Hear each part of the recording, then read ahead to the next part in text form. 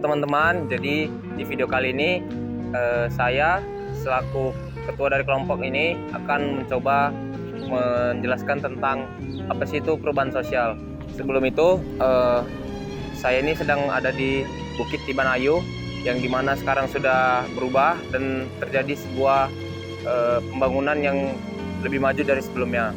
Nah, kita lanjut ke materinya.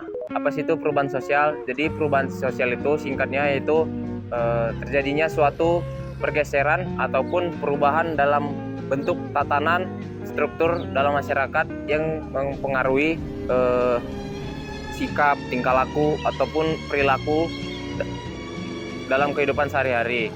Nah, lalu perubahan sosial itu ada dua, dibagi dua, yaitu yang pertama progres dan juga regres. Apa sih itu progres dan regres?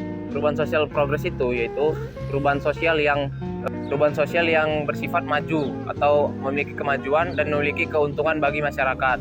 Nah, contohnya itu seperti di sini tuh yang dulu itu cuma tanah kosong ataupun lapangan yang kosong, sekarang sudah dibangun sebagai tempat area jogging ataupun lapangan dan juga tempat makannya. Nah, lalu yang kedua ada regres. Apa sih itu regres? Nah, regres itu yang kebalikan dari progres, yaitu kemunduran atau kehancuran gitu dan membawa kerugian bagi masyarakat di sekitar. Nah, contohnya itu seperti kayak bangunan mal-mal ataupun hotel, gedung-gedung yang dahulunya berfungsi kemudian tidak terfungsi lagi dan terbengkalai sehingga membawa kerugian bagi masyarakat. Nah, sekian tentang perubahan sosial itu. Materi selanjutnya tentang ciri-ciri itu akan dibacakan teman saya oleh Abin. Jadi di sini saya akan menjelaskan tentang ciri-ciri perubahan sosial. Yang pertama adalah dinamis. Dinamis adalah perubahan sosial yang berlangsung terus-menerus dan tidak berhenti. Contohnya adalah perubahan dalam segi makanan, busana, dan contohnya seperti di Batam, di mana lahan kosong dibangun jadi sebuah gedung. Contohnya seperti ini. Nah, jadi yang kedua adalah universal. Perubahan yang terjadi di seluruh dunia, tidak terkecuali dalam masyarakat dan kebudayaan. Contoh, perubahan sistem jaringan di dunia yang dahulu hanya 2G, 4G, dan 5G. Dan sekarang sudah ada 5G. Yang ketiga, berkelanjutan. Setiap masyarakat mengalami perubahan, baik secara cepat maupun lambat. Dan contohnya, mau dimanapun kita berada, perubahan itu pasti ada. Terima kasih. Saya Brandra Zaki. Di sini kami sedang berada di Tanjung Pinggir, daerah Tanjung Pinggir. Nah, ini sekarang kan sedang terjadi pembangunan. Ini kan dulu hutan, jadi itulah hubungan perubahan sosialnya dengan tempat ini. Nah, saya Brian Razaki. Di sini saya menjelaskan bentuk-bentuk perubahan sosial. Yang pertama ini ada perubahan yang lambat dan perubahan yang cepat. Perubahan yang lambat atau evolusi merupakan perubahan yang memerlukan waktu yang lama, sedangkan perubahan yang cepat tidak membutuhkan waktu yang lama. Nah, ada 3 teori tentang perubahan sosial secara evolusi. Yang pertama ini ada Unilinear Theories of Evolution. Teori ini berpendapat manusia dan masyarakat mengalami perkembangan secara bertahap tertentu. Yang kedua ada Universal Theories of Evolution. Teori ini berpendapat masyarakat berkembang dia tidak perlu melalui tahap tertentu. Yang ketiga ada Multilinear Theories of Evolution. Teori ini lebih menekankan penelitian pada tahap tertentu evolusi masyarakat. Yang kedua ada perubahan yang berpengaruh kecil dan berpengaruh besar. Berpengaruh kecil ini merupakan perubahan yang kurang berarti bagi masyarakat, sedangkan perubahan yang berpengaruh besar merupakan perubahan yang mengakibatkan perubahan pada struktur masyarakatan, hubungan kerja, dan lain-lain. Dan yang ketiga ada perubahan yang direncanakan dan tidak direncanakan. Perubahan yang direncanakan merupakan perubahan yang sebelumnya telah diprogramkan oleh dahulu. Sedangkan perubahan yang tidak direncanakan merupakan perubahan di luar perkiraan sehingga menimbulkan akibat yang tidak dikehendaki. Dan yang terakhir ini ada perubahan yang dikehendaki dan perubahan yang tidak dikehendaki.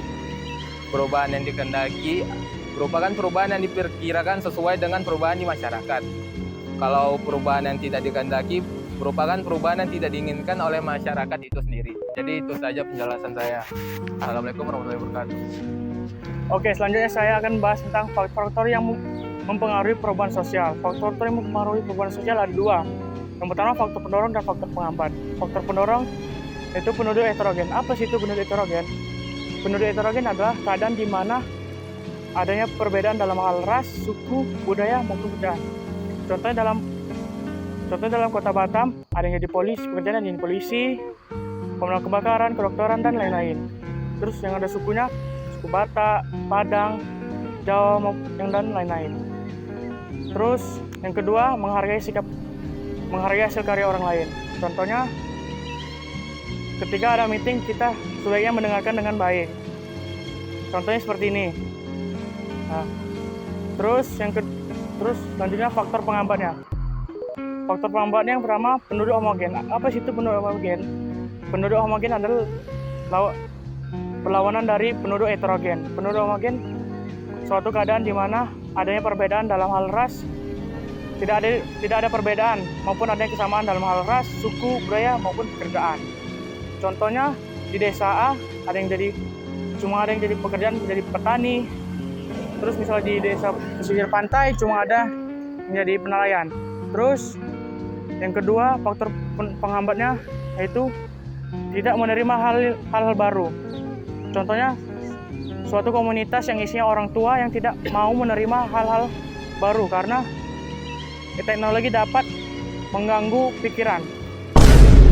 Nah, udah selesai. Sekian, terima kasih. Assalamualaikum warahmatullahi wabarakatuh.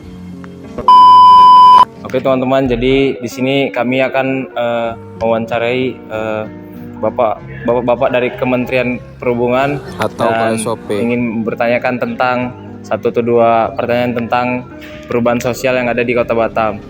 Sebelumnya perkenalkan Pak, nama saya Adria Letarmanik. Perkenalkan Pak, nama saya Adria. Nah, menurut bapak-bapak di sini perubahan sosial apa yang sudah terjadi di Kota Batam gitu Pak? Perubahan sosial ya, perubahan sosial itu ya banyak pembangunan kayak misalnya yang di Sungai Ladi gitu kan. Pokoknya pembangunan merata lah di Kota Batam. Lalu pertanyaan kedua, menurut bapak-bapak sekalian, apakah sudah merata gitu Pak perubahan sosial yang terjadi di Kota Batam atau belum maksimal?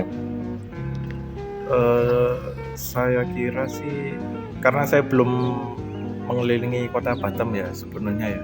Jadi kalau sepenglihatan saya sih udah merata. Jadi terima kasih untuk bapak-bapak sekalian. Terima kasih sudah memberikan jawaban yang kami kira bisa cukup untuk kami mengerti, dan terima kasih buat teman-teman semuanya, dan terima kasih untuk Bu Rini. Sekian video dari kami. Wassalamualaikum warahmatullahi wabarakatuh. Kami lagi di sini.